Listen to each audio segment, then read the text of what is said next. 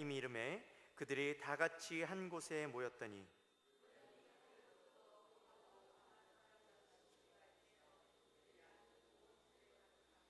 마치 불의 혀처럼 갈라지는 것들이 그들에게 보여 각 사람 위에 하나씩 임하였더니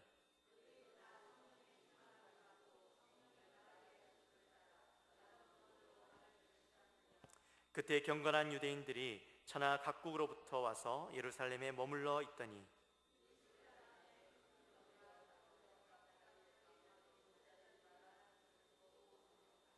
다 놀라 신기하게 여겨 이르되 보라, 이 말하는 사람들이 다 갈릴리 사람이 아니냐.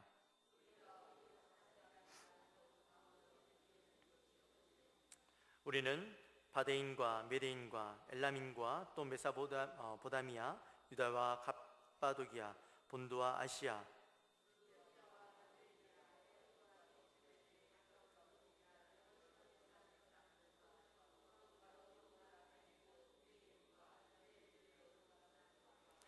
그레데인과 아라비아인들이라 우리가 다 우리의 각 언어로 하나님의 큰 일을 말함을 듣는도다 하고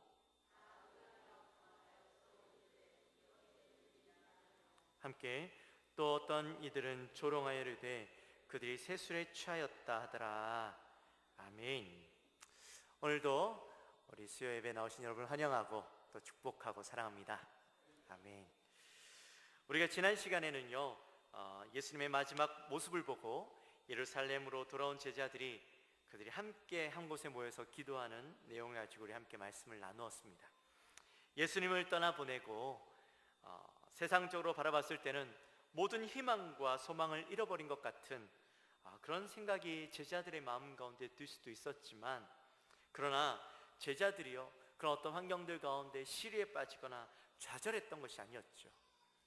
소망을 가지고 예수님께서 약속하신 것을 기다리고 한자리에 모여서 기도했던 그 모습을 보았습니다.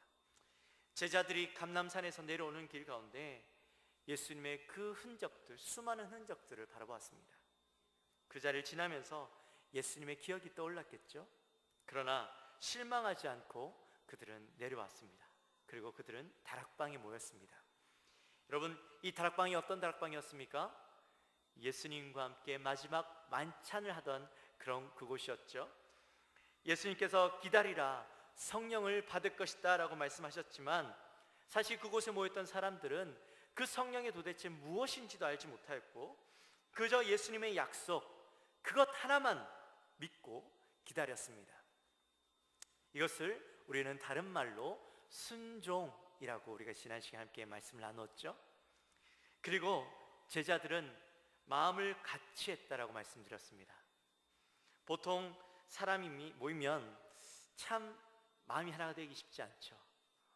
우리나라 사람들은요 두세 명만 모이면 패가 갈린다라고 이야기합니다. 그런데 그곳에 모였던 사람들은요, 사람들이 모여서 별의별 상황들이 있을 수도 있고 별의별 말들이 있을 수 있지만 그곳에 모였던 사람들은 하나가 되어서 한 마음으로 그곳에 모였다라는 것이죠. 그리고 여기에 모인 제자들은 같이 기도했다라는 겁니다. 그리스도인들이 모인 자리에서 가장 중요한 게 뭡니까, 여러분? 반드시 빠지지 말아야 할 게 뭐가 있습니까? 기도죠, 기도. 그렇죠? 교회가 모이고 성도들이 모인 그곳에는요 말씀과 기도가 반드시 있어야 됩니다. 그것이 없다면요 이 모임은 안고 없는 찐빵과 같은 그런 모임이 됩니다. 그냥 껍데기만 존재하는 모임이 되는 거죠. 그만큼 우리 그리스도인이 모이는 자리에 기도가 중요한데, 예수님을 따르는 사람들이 그곳에 모여서 기도에 전혀, 우리 과거 이제 그 말씀에 우리가 지금은 개역 개정이지만 개역 버전에는 전혀 힘썼다라고 그렇게 표현을 하고 있습니다. 우리도 이처럼 그리스도인으로서 이 세 가지를 반드시 기억해야 된다라고 말씀드렸습니다. 우리가 교회가 기도와 말씀을 통해서 서로 마음을 합하고 순종함으로 나아가야 한다라는 것이죠. 지난주에는 그 말씀을 나누었고 이제 오늘부터는 사도행전 2장으로 넘어갑니다. 어렵게 이제 2장으로 넘어왔는데요, 그동안 예수님의 제자들이 예수님의 말씀에 순종함으로 기다리던 성령을 체험하는 놀라운 사건들을 오늘 이곳에서 경험하게 됩니다. 2장 1절 말씀을 우리 함께 보도록 할까요? 2장 1절 말씀. 오순절 날이 이미 이름에 그들이 다 같이 한 곳에 모였더니, 아멘.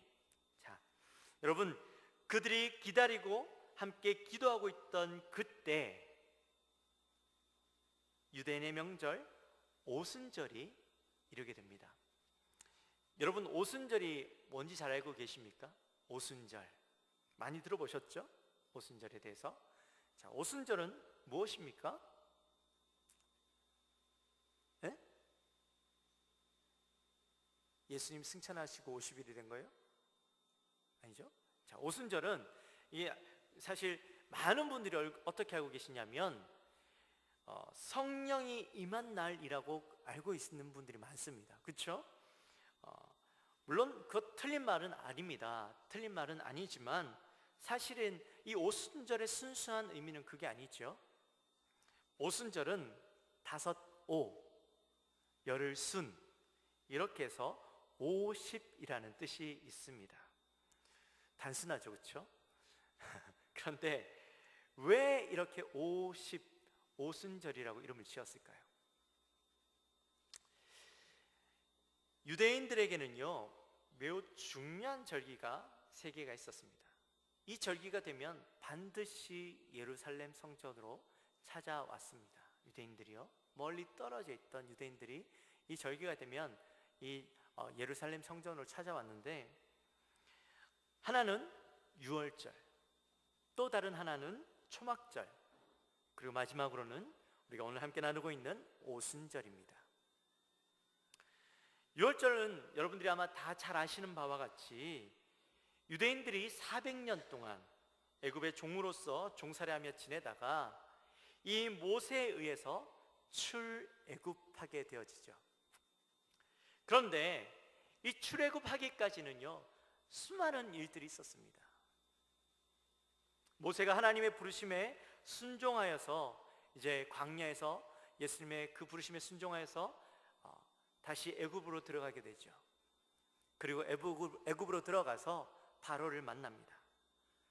바로에게 찾아가서 이렇게 이야기합니다. Let my people go. 네, 이렇게 얘기했는데 한국말로는 내 백성을 보내라, 이렇게 이야기하죠. 그렇게 이야기했더니 바로의 반응이 어떻습니까? 바로가 순순히 종살이하고 있는 유대인들을 보내줄 리가 없죠. 그렇죠? 그래서 출애굽기에 보면 이렇게 이야기합니다. 나는 여호와를 알지 못하니 이스라엘을 보내지 아니하리라, 이렇게 이야기합니다. 그래서 이 애굽 땅 가운데는 여러분들이 잘 아시는 바와 같이 10가지 재앙이 내리게 되어지죠. 그런데 매 재앙 때마다 바로는요, 그 재앙을 경험하고 나서는 후회하면서 내가 이제는 이스라엘 민족들을 보내겠다라고 이야기하지만 순식간에 그 마음이 변화해서 아니야, 나 못 보내겠어, 그렇게 마음을 고쳐먹습니다. 그렇게 해서 9번을 되풀이하고 이제 10번째 재앙을 맞이하게 되는데, 이 10번째 재앙은 모든 것의 첫째 되는 것을 죽이는 그런 재앙입니다. 동물의 첫 번째 것, 사람의 첫 번째 것, 이 모든 것들을 죽이겠다라는 것이죠. 근데 여러분, 첫 것의 의미가 뭡니까? 첫 것. 여러분, 첫 것은요, 여러분 잘 아시죠? 장자, 장손. 이 왜 장자와 장손을 중요하게 생각을 합니까? 우리 유대교가 아니라 우리 유교 문화 안에서 사실 이 첫째 것들을 굉장히 중요시하게 생각을 하잖아요. 저도 장자고 장손인데 할아버지 할머니 참 중요하게 생각했는데 요즘 잘 모르겠습니다. 근데 그쵸, 중요하게 생각을 하죠. 왜 중요하게 생각을 합니까? 대표성 때문에. 대표성. 그쵸? 그 첫째는요, 전체를 대표한다는 의미가 있습니다. 첫 것이 죽으면 전체가 죽는 것과 같다라는 의미를 가지고 있는 것이죠. 그래서 그렇다 보니까 자연스럽게 이 첫 것의 죽음은 모든 것의 죽음, 애굽 가운데 첫 번째 것, 동물이 되었든지 아니면 사람이 되었든지 그 첫째 되는 것들이 죽는 것은 애굽 전체의 죽음, 멸망을 의미하는 것이라는 거죠. 하나님께서 이 모세를 통하여서 첫 번째 것의 죽음에 대해서 경고하셨는데 바로의 마음 가운데는요 강팍하여져서 그것들을 허락하지 않습니다. 이스라엘 민족들을 보내는 것들을 허락하지 않습니다. 결국에는 하나님의 재앙이 온 애굽 땅에 내려지고 애굽 땅은 눈물바다가 되어지죠. 그런데 그때 하나님께서 이스라엘 민족에게 재앙을 피하는 방법을 가르쳐 주십니다. 그것은 바로 문설주에 어린 양의 피를 바르는 것이었죠. 그러면 그 피를 보고 그 다른 집에는 다 재앙이 내리는데 그 집에는 그 재앙, 첫 번째 것이 죽지 않는 그 재앙이 내리지 않겠다라는 것이죠. 그렇게 해서 문설주에 어린 양의 피를 바른 유대인들의 집에는 아무런 재앙 없이 그 재앙이 지나갔습니다. 그래서 이 재앙이 무사히 넘어갔다, 지나갔다 라고 해서 그 의미로 영어로는 Passover, 그리고 한국말로는 한자로는 유월이라고 하고 매년마다 유대인들은 이 그때를 기념하는 절기로 유월절로 지키게 되어지죠. 그런데 여러분 그때가요 시기적으로 따지면 보리를 결실하는 때였습니다. 보리를 결실하기 시작하는 때였습니다. 보통 이 보리를 얼마 동안 결실을 하냐면 이 6월절이 시작하고 나서부터 시작해서 7주 동안 추수를 하게 되어지고 이 추수가 마치면 일주일이 며칠입니까? 7일이죠? 7일 곱하기 7주 하면 얼마예요? 네? 네? 얼마요? 7 곱하기 7은 49죠, 그렇죠? 네, 49일 동안 이 추수를 하게 되는 것이죠. 그래서 그 49일째 되는 날을 77절 또는 맥추절이라고 불렀습니다. 이렇게 해서 그 절기가 끝난 바로 다음 날이 50일째 되는 날, 그래서 오순절이라고 불렀던 것이죠. 이 오순절 때는 무엇을 하냐면 거두어 드린 모든 것에 대해서 감사하며 하나님 앞에 감사하며 처음 수확한 것을 떡으로 만들어서 하나님 앞에 제사를 드리는 그런 일들을 했습니다. 자, 이 오순절을 제가 이렇게 설명을 드렸는데요. 그렇다면 이 오순절은 우리가 오늘 나누고 있는 성령 임재 사건, 마가의 다락방 이 성령 임재 사건과 도대체 무슨 상관이 있길래 이렇게 오랫동안 설명을 했는가? 또 오늘 본문 나오는 첫 번째 이 오순절을 이야기하고 있는가? 여러분 이 사건들을 쭉 둘러보면 재미있는 것이 있습니다. 이러한 이스라엘의 절기가요 신약 교회의 생성과 맞닿아 있는 모습을 보게 됩니다. 여러분 예수님께서 돌아가신 때가 언제입니까? 어느 쯤인가요? 이 바로 6월절쯤이죠, 그렇죠? 그래서 급하게 예수님을 죽였잖아요. 6월절 이 절기 때문에. 그리고 예수님께서 부활하시고 승천하시기까지 40일이 지났습니다. 그리고 오늘 성경에 보면 며칠이 지났다라고 얘기하죠. 그리고 무엇이 임합니까? 오순절이 오죠. 자, 그런데 여러분 이날 이 제자들이 기다리고 있던 그 사건, 오순절 날에 그 사건들이 일어나게 됩니다. 예수님께서 주시겠다라고 약속하셨던 그 성령의 임재를 경험하는 사건이 이 바로 오순절 날 일어나게 되었던 것이죠. 6월절은 어린 양의 피로 죽음에서 생명으로 구원을 얻은 사건인데 이 6월절 중심으로 예수님께서 십자가에 못 박혀 돌아가셔서 우리를 구원하시는 사건이 일어났고 이 오순절은요 풍성한 결실을 맺었는데 이때 이 풍성한 결실이 성령 하나님의 풍성한 은혜를 경험하고 충만함을 경험하는 그런 사건들이 되었던 것입니다. 그러니 이것이 우연의 일치라고 이야기하기에는 너무나도 완벽하게 맞아떨어졌던 것이죠.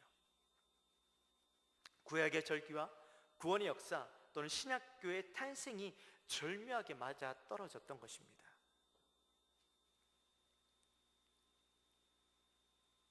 또한 이 사건은요 우리에게 매우 중요한 의미를 부여하고 있습니다. 바로 초대교회가 이 성령 충만함에서부터 시작되었다라는 겁니다. 여러분, 구약의 기독교와 신약의 기독교의 차이를 여러분 알고 계십니까? 구약의 기독교 또 신약의 기독교, 이 말이 좀 글쎄요 어폐가 있을 수도 있겠지만 구약의 기독교는요 전적으로 율법에 얽매인 기독교였습니다. 그렇죠? 우리가 구약에 있는 수많은 사람들이 또 예수님 시대 때까지만 해도 바리새인들이나 많은 사람들이 이 율법에 얽매여 있었잖아요. 그래서 사도 바울이 뭐라고 이야기합니까? 이제 율법에서 우리가 벗어났다, 자유함을 누렸다라고 이야기하잖아요. 그렇다면 신약의 기독교는 어떻습니까? 신약의 기독교는 전적으로 체험에서부터 비롯되었다, 시작되었다라는 것입니다. 요즘 젊은 사람들이, 요즘이라고 얘기하기 좀 그렇긴 하지만 요즘 젊은 사람들이 좋아하는 이 리얼리티 신앙이 바로 신약의 신앙입니다. 신약의 기독교인 것입니다. 여러분, 오순절에 마가의 다락방에서 어떤 일이 일어났습니까? 1절과 2절과 3절과 4절 말씀을 통해서 우리가 그것을 보게 되는데, 오순절 다락방에 어떤 사건이 일어나요? 성령이 임하는데 급하고 강한 바람이 온 집안 가운데 가득하게 되어지죠. 그리고 그 가운데 불이 임하는데요, 그 불이 혀처럼 갈라져서 그 갈라진 불이 각 사람들 머리 위에 임하게 됩니다. 그리고 그들은 성령의 말하게 하심을 따라서 다른 언어로 말하기 시작합니다. 여러분, 이 사건은요 이전에도 없었던 사건이고 이후에도 없었던 사건입니다.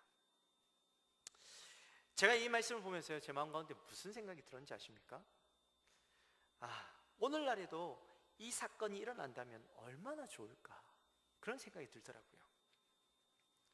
여러분, 그런 생각 안 드십니까?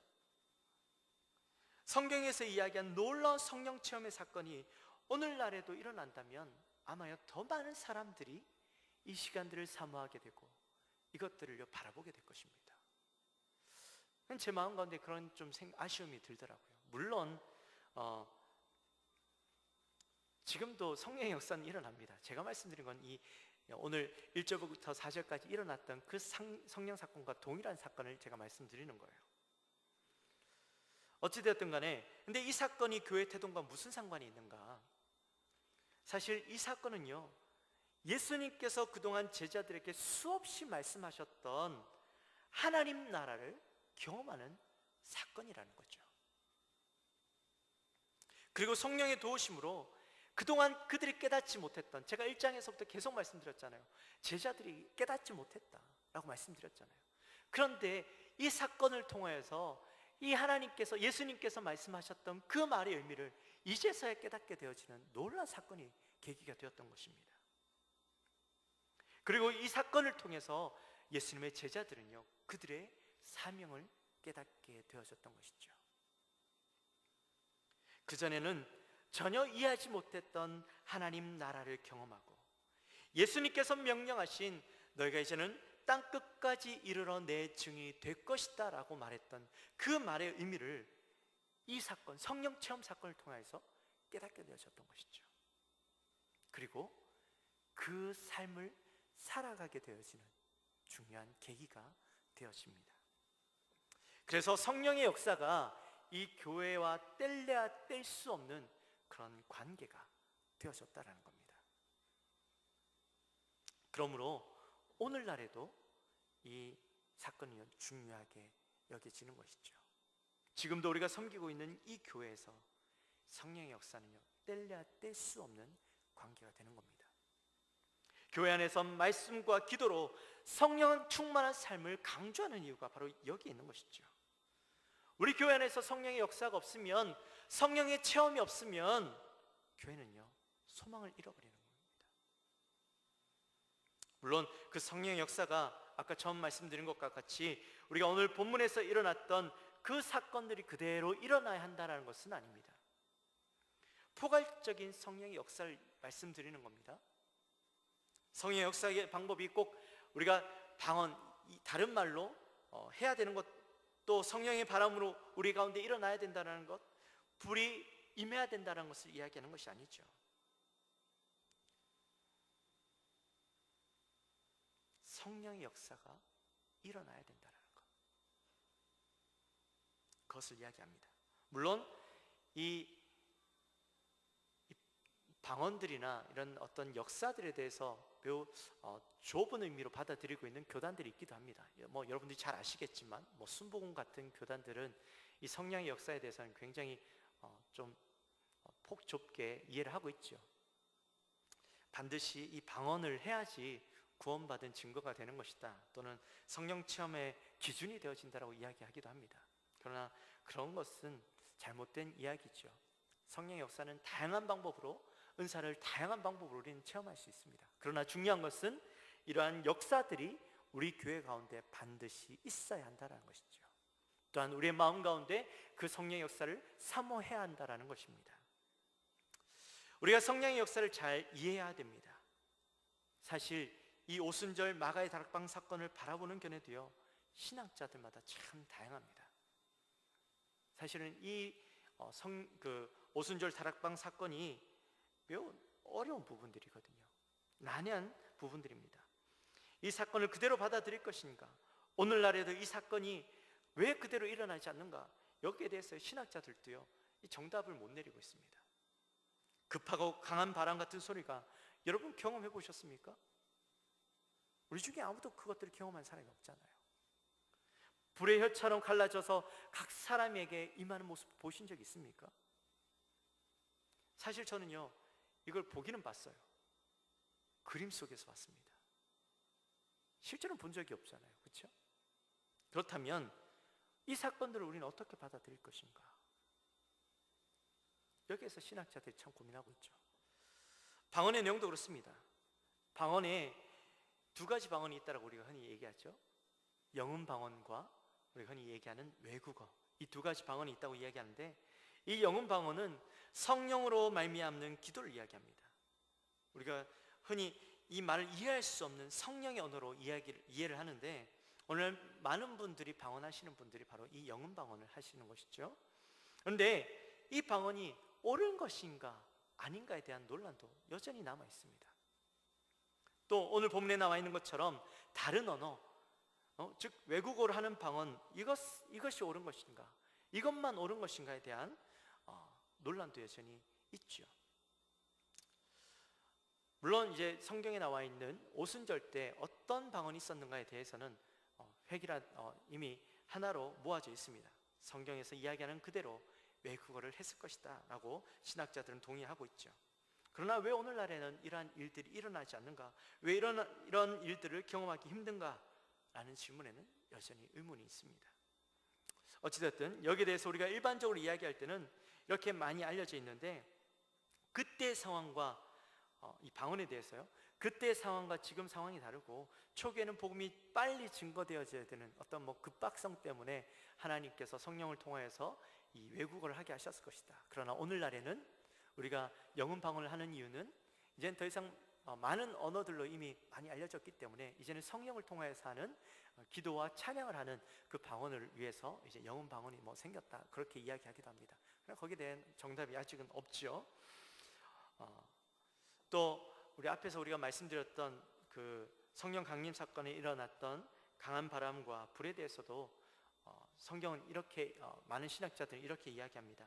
이것이 우리가 어떻게 바라볼 것인가 하는 부분에 있어서 우리가 성경 말씀, 구약에서 일어났던 하나님의 임재 사건, 하나님의 현현 사건을 통해서 우리가 바라본다면, 이전에도 하나님의 현현 사건을 통해서 이런 일들을 경험한 적이 있다라는 거죠. 모세가 하나님의 부르심을 받았을 때, 여러분 잘 기억하시죠? 모세가 가시떨기 나무 가운데 불을 보았는데 그 불이 타지 않고 계속 나무가 타지 않고 계속 이렇게 불이 붙어 있었다라는 것. 또 모세가 하나님과 언약을 맺는 과정, 이스라엘 민족과 함께 언약을 맺는 과정 가운데 시내산에서 하나님의 임재를 보았는데 구름과 불 가운데 임하신 하나님을 보았고, 또한 그 시내산에는 바람이 있었다라는 것. 그렇죠? 그래서 누구도 감히 신의 산 그 안으로 들어갈 수 없었다라는 것을 봤을 때에, 즉 이 바람과 불이 의미하는 것은 바로 하나님의 현현일 것이다, 하나님의 임재를 나타내 주는 것이다 라고 우리가 그렇게 바라볼 수 있을 것입니다. 우리가 이것을 비추어 보았을 때 당시의 성령 임재 사건은 분명한 하나님의 역사이고, 또한 예수님께서 말씀하신 그 약속이 이루어졌던 것으로 우리는 확신할 수 있는 것이죠. 그리고 그 사건으로 그 자리에 모인 모든 사람들은 그들의 인생이 바뀌어지는 경험을 했다라는 겁니다. 그들의 살아가는 목적이 바뀌어지고 그들의 사명이 분명해졌다라는 겁니다. 사랑하는 성도 여러분, 이 때문에 우리도요, 이 성령 충만함을 사모해야 하는 것입니다. 단순히 내가 예수 믿고 내가 교회 다니는 것으로 만족하는 신앙에 머물러 있으면 안 된다라는 거예요. 썬데이 크리스찬이 되어서는 안 된다라는 겁니다. 내 삶에 성령의 충만함을 체험하고 그 삶을 날마다 사모하는 삶이 우리의 삶이 되어야 합니다. 증인된 삶, 내 삶 속에서 예수 그리스도의 향기가 발해지는 그 삶을 우리는 반드시 살아야 하는 것입니다. 그것이 예수님께서 우리에게 명령하신 삶이고, 또한 그것이 바로 예수 믿는 자들의 삶인 것입니다. 우리에게 그 은혜를 사모하는 삶이, 그 은혜를 사모하는 마음이 우리에게 있어야 될 것입니다. 그 은혜를 사모하는 여러분이 되시기를 주님의 이름으로 축원합니다. 우리 기도하겠습니다. 하나님 아버지 감사합니다. 오늘 우리가 사도행전 2장 말씀을 통하여서 하나님 마가의 다락방에 임한 성령 충만한 성령 체험 사건을 우리가 함께 말씀을 통하여서 나누었습니다. 하나님, 그 사건을 통하여서 교회가 태동되어지고 교회가 시작되어지고 그곳에 있던 많은 제자들이 그들의 삶의 목적과 삶의 이유가 달라지고 사명이 분명해지고, 또한 그들의 그 사건을 통하여서 하나님, 예수님께서 말씀하신 제자의 삶이 무엇인지, 증인의 삶이 무엇인지 깨달았던 것처럼, 하나님, 우리도 그 성령 하나님의 충만함을 우리가 사모하는 삶이 되어지게 하시고 날마다 성령 충만함의 삶을 살아가는 우리의 삶이 되게 하여 주옵소서. 그래서 우리의 삶 가운데 그 제자의 삶, 증인의 삶을 살아가는 아름다운 결실을 맺는 귀한 우리 사랑하는 성도님들의 삶이 될 수 있도록, 우리 영광교회 모든 성도들의 삶이 될 수 있도록 인도하여 주옵소서. 감사합니다. 예수님의 이름으로 기도드리옵나이다.